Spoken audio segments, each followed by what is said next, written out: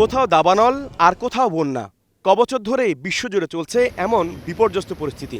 এবারও তার ব্যতিক্রম হয়নি। জুনের মাঝামাঝি থেকে চীন, ভারত, পাকিস্তান আক্রান্ত হয় বন্যায়। এসব দেশে এখনও বিভিন্ন অঞ্চলে ভারী বৃষ্টিপাতে ঘটছে বন্যা ও ভূমিধসের ঘটনা।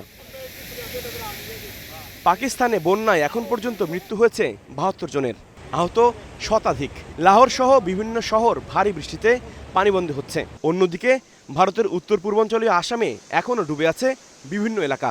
হিমাচলে আকস্মিক বন্যায় প্রাণ গেছে অন্তত ৭০ জনের, নিখোঁজ ৩৭ জন। বন্যা কবলিত হয়ে পড়েছে বাংলাদেশের দক্ষিণ পূর্বাঞ্চলীয় ফেনী, নোয়াখালী সহ আশেপাশের বিভিন্ন জেলার কিছু কিছু এলাকাও। নেপালের চীন সীমান্তবর্তী এলাকা বন্যায় বিপর্যস্ত।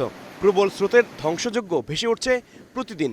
দেশটির ভোটেকোশি নদীর ভয়াবহ বন্যা কেড়ে নিয়েছে অন্তত ৯ জনের তাজা প্রাণ, ভাসিয়ে নিয়ে গেছে ২০ জনেরও বেশি মানুষকে। গেল মঙ্গলবার থেকে সৃষ্টি হওয়া এই বন্যার চেহারা প্রতিদিনই পাল্টাচ্ছে। সময় যতই গড়াচ্ছে, বন্যা দেখাচ্ছে ভয়ঙ্কর রূপ। চীনের তিব্বত অঞ্চলের একটি হ্রদের পানি হঠাৎ করে নেমে যাওয়ার ফলে সৃষ্টি হয় এমন ঘটনা, এমনটা জানিয়েছে একটি আঞ্চলিক জলবায়ু পর্যবেক্ষণ সংস্থা। আন্তর্জাতিক গণমাধ্যমের খবর বলছে, নিখোঁজ ব্যক্তিদের মধ্যে রয়েছেন ৬ জন চীনা নাগরিক। বেজিংয়ের সহযোগিতায় নির্মিত একটি ইনল্যান্ড কন্টেইনার ডিপোতে কাজ করতেন তারা। HROV, star news.